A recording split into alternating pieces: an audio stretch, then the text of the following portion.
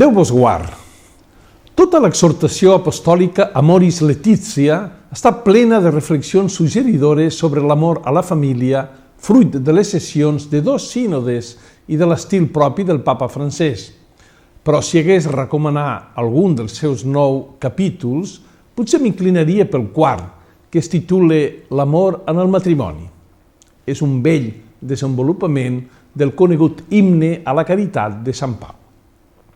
El papa assenyala que després de l'amor que ens uneix a Déu, l'amor conjugal és la forma màxima d'amistat. Però als valors de l'amistat, el matrimoni afegeix una exclusivitat indissoluble que s'expressa en el projecte de compartir i construir junts tota l'existència. Tota una vida sembla un desafiament que excedeix les capacitats de l'home modern.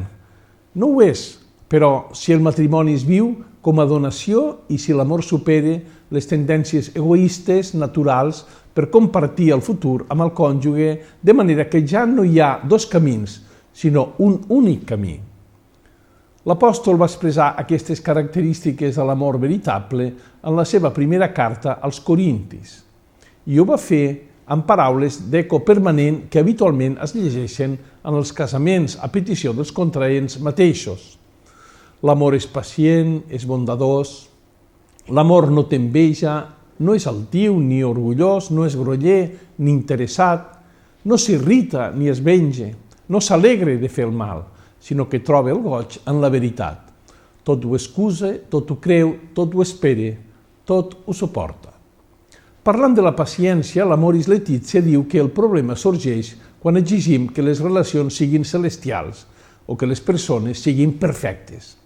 Davant d'això, anima a admetre l'altre tal com és, també quan actua d'una manera diferent a com jo voldria. L'experiència ensenya que les discussions també en un matrimoni que s'estime són habituals.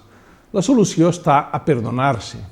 Emprant una cita bíblica, el papa recomana que la posta del sol no us sorprengui en el vostre enuig.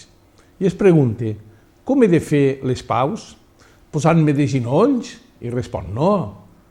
Només cal un petit gest, una cosa petita i torna l'harmonia familiar. Només cal una carícia sense paraules, però mai acabar el dia en família sense fer les paus. Quan celebro la missa en unes noces de plata o d'or, veig això fet realitat.